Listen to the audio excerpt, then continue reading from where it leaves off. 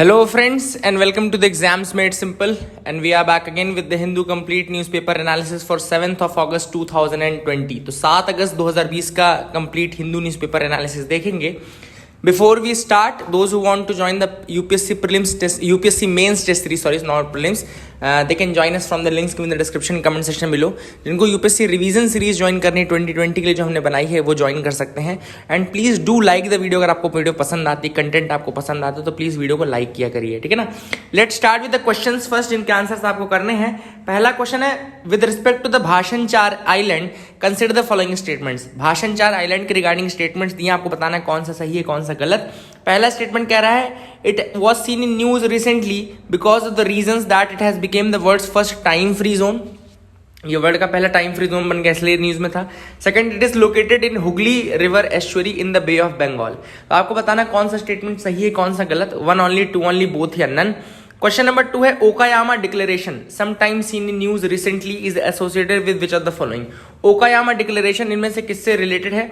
Options are A health care, B climate change, C safety of shipping vessels, या D global terrorism. Question number 3 is Wangala festival is celebrated in. Wangala festival इनमें से कहां celebrate होता है? Options are A Manipur, B Meghalaya, C Mizoram, या D Tripura. So these are the 3 questions for you today.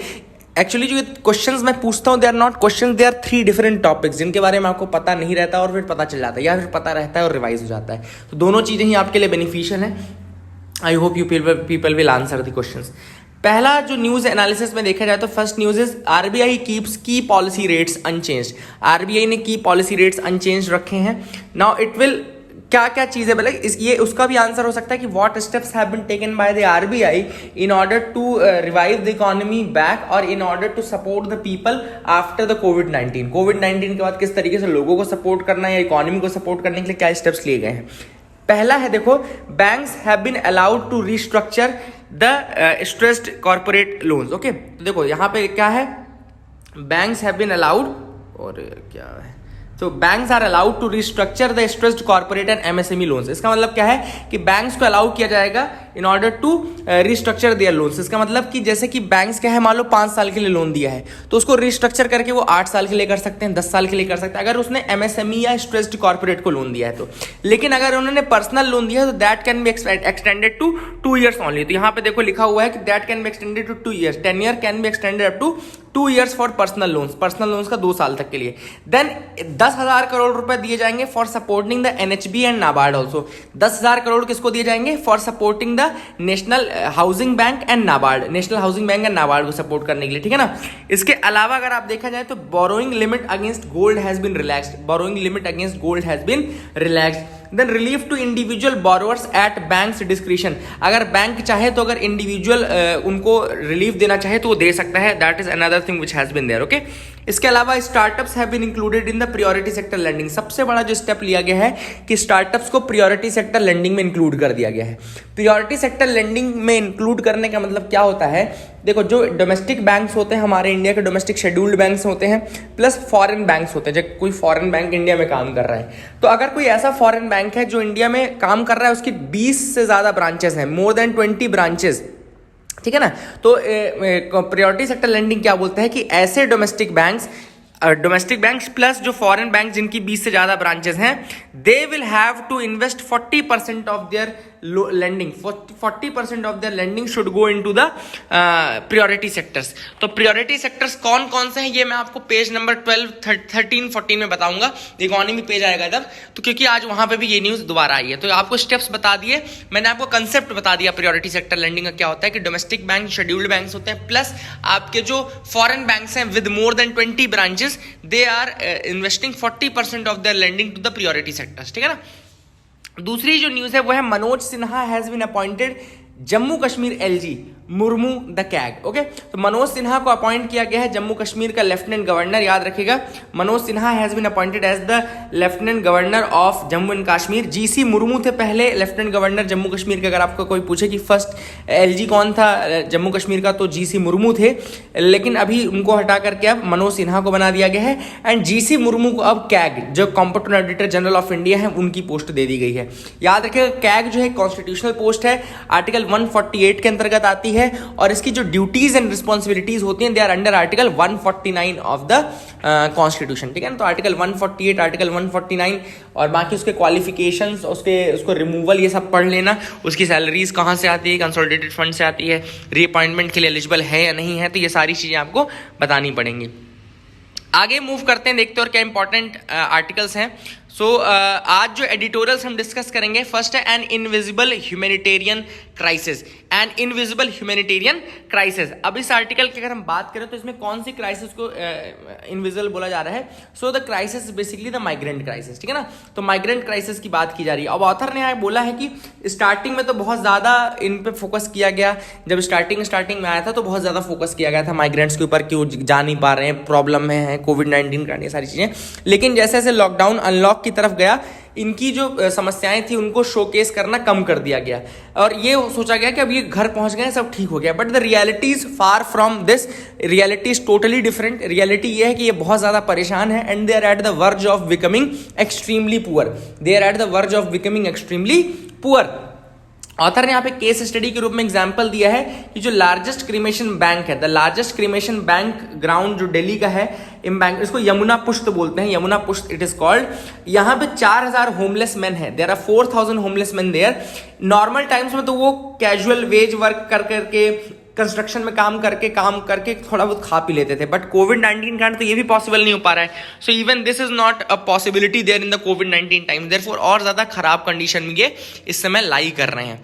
अब author ने group बताएं कौन कौन सबसे अधिक परेशान है। तो कैजुअल डेली वेज वर्कर्स हो गए, वीवर्स हो गए, आर्टिजन्स हो गए, होम बेस्ड वर्कर्स हो गए, रिक्शा पुलर्स हो गए, स्ट्रीट वेंडर्स हो गए। They have always lived precarious lives, okay? But they have slipped much deeper into want now. बहुत ज्यादा डीप वांट में घुस गए हैं, चले गए हैं।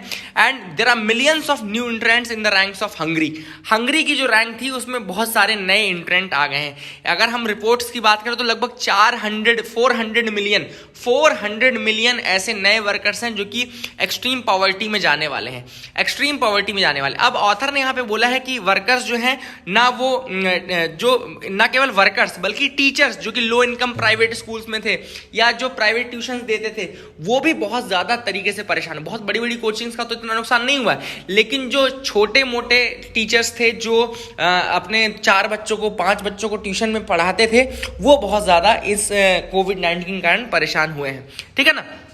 अब ऑथर ने यहाँ पे बोला है कि जब लोगों को भूख लगती है या जब वो भूखे होते हैं तो अपनी स्ट्रैटेजीज चेंज कर लेते हैं, दे चेंज देयर स्ट्रैटेजीज बेसिकली।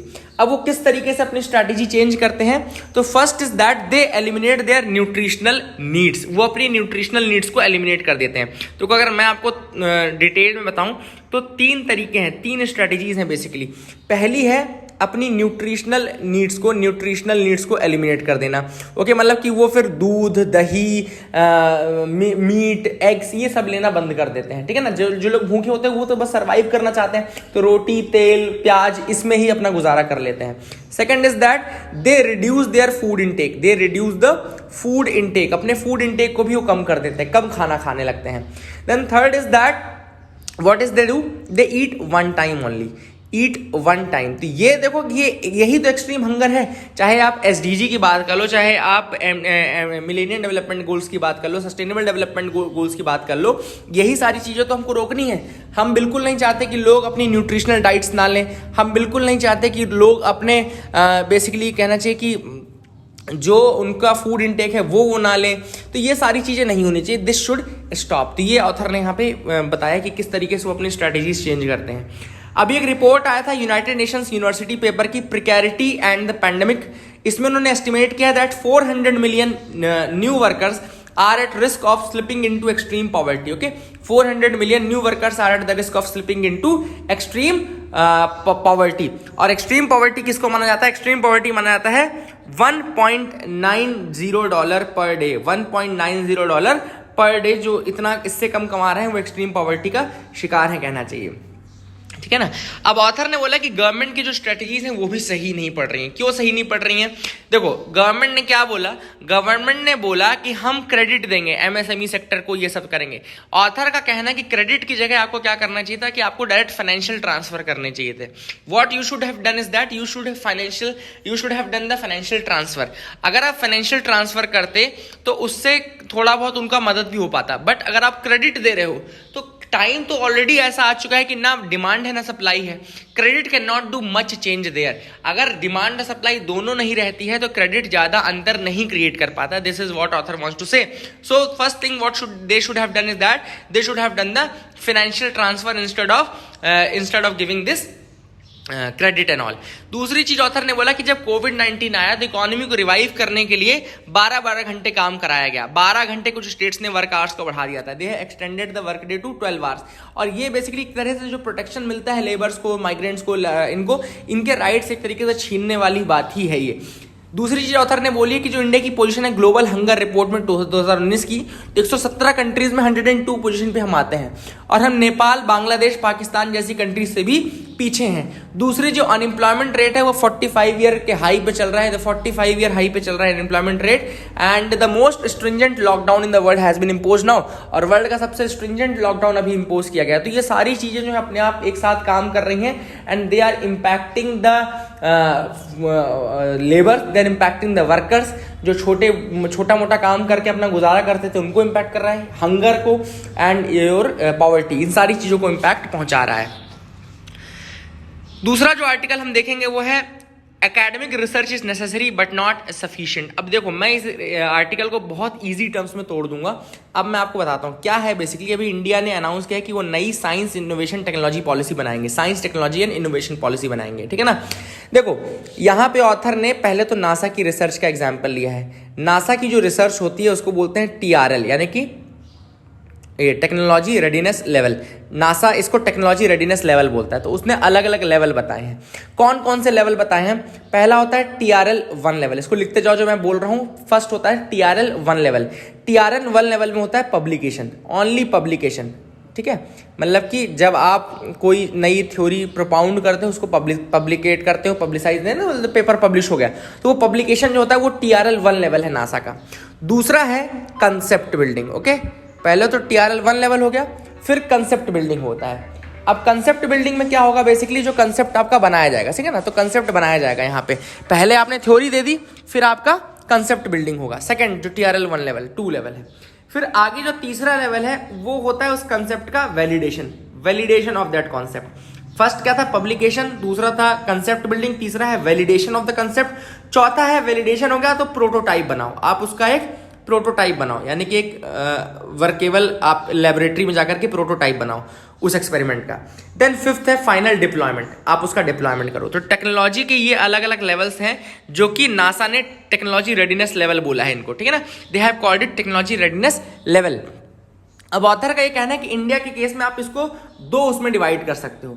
एक होता है एकेडमिक रिसर्च और दूसरा होता है पोस्ट एकेडमिक रिसर्च। तो one is academic research and the other one is post academic research. तो ऑथर ने कहा है कि एकेडमिक रिसर्च जो है वो TRL 1 जैसी है, that is equivalent to TRL 1। जब सिर्फ पेपर पब्लिश होता है ना, उसको आप एकेडमिक रिसर्च बोल सकते हो।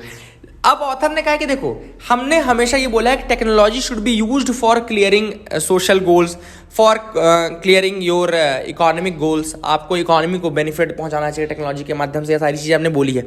लेकिन ये सब एकेडमिक रिसर्च से पॉसिबल नहीं, ये पोस्ट एकेडमिक रिसर्च से पॉसिबल है। It is not possible with academic research, it is possible only with the post academic research. तो ऑथर ने बोला है कि जो लोग ये बोलते हैं कि इंडिया ने रिसर्च में इन्वेस्ट नहीं किया, इंडिया को सबसे पहले ये सोचने की जरूरत है कि वो इन्वेस्ट कहां करना चाहता है। First question they should answer is that where should they increase their investment. देखो लिखा हुआ है, क्या लिखा है? Where to increase the investment in AR, मतलब एकेडमिक रिसर्च, और in PAR, because investment in research can translate in national development only through PAR। Research में अगर आप इन्वेस्ट कर रहे हैं और आप चाहते हैं कि इकोनॉमिक बेनिफिट्स मिले, तो केवल और केवल पोस्ट एकेडमिक रिसर्च से मिल सकता है, ना कि एकेडमिक रिसर्च से। क्योंकि academic research mayor academic purpose के लिए होती है, उसमें आपका इंटेलिजेंस गैदरिंग किया जाता है, ठीक है ना। नॉर्मल है, बिल्कुल फर्स्ट लेवल है, preliminary level. It is not the secondary level, it's the preliminary level. यहां लेकिन लिखा है ऑथर ने कि AR and PAR both generate knowledge, दोनों नॉलेज जनरेट करते हैं which is necessary for the national development. National development के लिए दोनों का नॉलेज जरूरी है, लेकिन आप ये नहीं बोल सकते कि AR के थ्रू आप इकोनॉमी को बेनिफिट पहुंचाएंगे। पेपर पब्लिश करके इकोनॉमी को बेनिफिट नहीं मिलेगा। आपका जो बेनिफिट मिलेगा वो पोस्ट एकेडमिक रिसर्च से मिलेगा, आपको वहीं पे इन्वेस्ट करने की जरूरत है, ठीक है ना। इसका मतलब ये नहीं कि आपको AR बंद कर देनी है, AR बंद नहीं करना है, AR बिल्कुल चलते रहना चाहिए, बट ज्यादा कम प्रायोरिटाइज कहां करना है ये आपको सोचना पड़ेगा। तीसरा जो आर्टिकल था वो था कार्टोग्राफिक इवेंट्स। ये आर्टिकल जो है बेसिकली ये पाकिस्तान के कारण आया है। पाकिस्तान ने एक और मूर्खता की है नई, उसने क्या किया कि सियाचिन, जम्मू कश्मीर, सर क्रीक और जूनागढ़ इन रीजन्स को पाकिस्तान के अंदर दिखा दिया है। डिस्प्यूटेड टेरिटरी में अपने अंदर अपने मैप में नया उन्होंने पॉलिटिकल मैप निकाला है which is a political absurdity as per India. It is an political absurdity, मतलब राजनीतिक मूर्खता है। पता नहीं क्यों ऐसे इश्यूज को डेवलप करते हैं, अपनी मूर्खता को पूरे विश्व के सामने और लेकर के आते हैं। सियाचिन को अपना दिखा दिया उन्होंने, ये सब अपना बता दिया है ना। So that is another thing which Pakistan is doing. So यहां पे इसका अपोज किया गया है। That is the thing which you should remember. आपके लिए मेंस के लिए क्वेश्चन है, can the NEP fix access to universal education? Can NEP new education policy fix access to universal education? तो आपको इसका आंसर करना है। Please do try to write this answer. वैसे भी इंटरव्यू होता है, 2-3 लोग अपने अपने विचार रखते हैं, तो आप अपने रखो ना, उनके विचार पढ़ोगे क्या।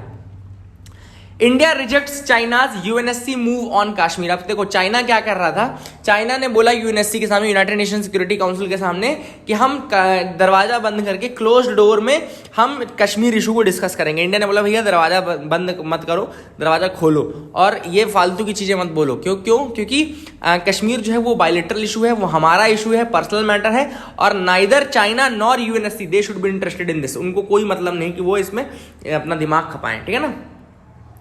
अगला जो टॉपिक है वो है OHCHR, यानी कि office of the United Nations high commissioner for human rights. Office of the United Nations high commissioner for human rights, इसको बोलते हैं office of the human rights commission, office of the high commissioner for human rights बोलते हैं इसको, या फिर United Nations human rights office बोलते हैं। यूनाइटेड नेशन का ह्यूमन राइट्स ऑफिस भी कहा जाता है इसको। अब देखो ऑथर का ये कहना है, ऑथर का क्या कहना है, यहाँ पे OHCHR के बारे में हम बता रहे थे। देखो इसका जो मेन काम है United nation human rights office का मेन काम, या फिर United nation office of the high commissioner for human rights का जो मेन काम है वो ये है कि जो इंटरनेशनल ह्यूमन राइट्स हैं, इंटरनेशनल जो ह्यूमन राइट्स हैं उनको प्रमोट करना, इंटरनेशनल ह्यूमन राइट्स को सबको अवेलेबल कराना, और जो डिक्लेरेशन हुआ था इंटरनेशनल राइट्स का 1948 में, उन राइट्स को फुलफिल करना, ठीक है ना। ये बॉडी जो बनी थी वो 1993 में बनी थी, याद रखिएगा। ये बॉडी जो बनी थी वो 1993 में बनी थी, तो ये भी आपको याद रखना है कि ये बॉडी 1993 में बनी थी, ठीक है ना। तो इसको याद रखिएगा। और आपको बताना है कि office of the high commissioner for, देखो इसका हेडक्वार्टर आई थिंक वैसे जिनेवा में है, आप एक बार चेक कर लेना। प्लीज डू टेल मी कि इसका हेडक्वार्टर कहाँ पर है। I am not very sure, I think its headquarter is in Geneva, लेकिन एक बार बताइएगा। अगली जो न्यूज है वो है Kisan rail to ferry fruits and vegetables. अब देखो 2020-21 का जो बजट आया था उसमें किसान रेल की बात की गई थी, किसान रेल की बात की गई थी। अब उस किसान रेल को रियलाइज करने के लिए इंडियन रेलवेज ने कहा है कि it will soon begin the Kisan rail running between Deolali Maharashtra to Danapur Bihar. याद रखिएगा कहां से कहां तक ये चलेगा, आपका देवलाली महाराष्ट्र से दानापुर बिहार के बीच में ये किसान रेल चलेगी। देवलाली महाराष्ट्र में जगह है, दानापुर बिहार में, ये लोकेशन जरूर याद रखना है। Now this train will help in bringing the perishable agricultural goods. अब ये पेरिशेबल एग्रीकल्चरल गुड्स जैसे कि वेजिटेबल्स हो गई, फ्रूट्स हो गई, शॉर्ट पीरियड में जिनको ट्रेवल करना होता है, पेरिशेबल मतलब कि जल्दी जो पेरिश हो जाए, जल्दी जो खराब हो जाए, तो शॉर्ट टाइम पीरियड में इनको एक जगह से दूसरी जगह पहुंचाना पड़ता है। इस कारण से बेसिकली कहना चाहिए आपको कि ऐसे जो ट्रेन है वो इन क्रॉप से मदद करेगी, मतलब फ्रूट्स वेजिटेबल्स इनके लिए मददगार होगी। और this train is a step towards realizing the goal of doubling farmers income by 2022। 2022 तक जो फार्मर्स इनकम को डबल करना है, उस गोल को रियलाइज करने के लिए भी ये काफी ज्यादा इंपॉर्टेंट एक स्टेप है जिसको कि लिया जा रहा है, ठीक है ना। आई hope you will remember this. आगे मूव करते हैं, देखते हैं और क्या इंपॉर्टेंट न्यूज आइटम्स है जिनके बारे में हमको डिस्कस करना है। तो इंपॉर्टेंट नहीं है यहाँ पे, वो गलती से मार्क हुआ था, ये मत सोचना कि वो न्यूज़ इंपॉर्टेंट है, टिकटॉक वाली है ये। Priority sector lending to include startups, जो मैंने बोला था कि प्रायोरिटी सेक्टर लेंडिंग में स्टार्टअप्स को इंक्लूड किया जाएगा। अब प्रायोरिटी सेक्टर लेंडिंग का कंसेप्ट मैंने ऑलरेडी आपको बता दिया है। कंसेप्ट क्या सिंपल है, कंसेप्ट वही है कि आपको जो भी डोमेस्टिक बैंक्स हैं और जो भी फॉरेन बैंक्स है with more than 20 branches, they will have to invest 40% of their lending into the priority sector. अब प्रायोरिटी सेक्टर में कौन कौन से आते हैं? प्रायोरिटी सेक्टर में आते हैं आपके agriculture, MSME, export credit, education, housing, social infrastructure, renewable energy etcetera. कौन कौन से?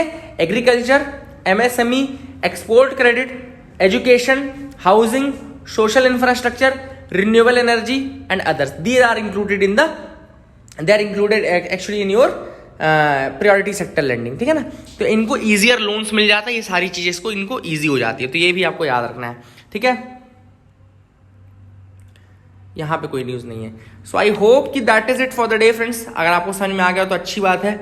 आंसर्स अगर चाहो तो मैं आपको बता देता हूँ, लेकिन आप अटेम्प्ट नहीं करते। चलो आज आपको आंसर बता देता हूँ। तो भाषण चार आइलैंड जो था वो रोहिंग्या माइग्रेंट्स के लिए इंपॉर्टेंट है। रोहिंग्या माइग्रेंट्स वहाँ पे आके सेटल हो गए हैं, तो ये इसलिए न्यूज़ में नहीं था कि वर्ल्ड का पहला टाइम फ्री जोन है, तो गलत हो जाएगा।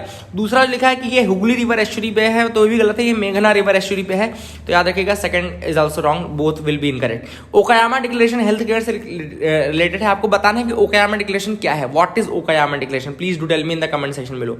थर्ड मैंने पूछा था वांगाला फेस्टिवल कहाँ पर होता है, तो वांगाला फेस्टिवल मेघालय में होता है, गारो ट्राइब का है, ये बहुत इंपॉर्टेंट है, गारो ट्राइब का फेस्टिवल है। So that is it for the day friends. I hope you like our video. Please do like share subscribe, keep loving us, keep sharing us. Thank you and have a nice day.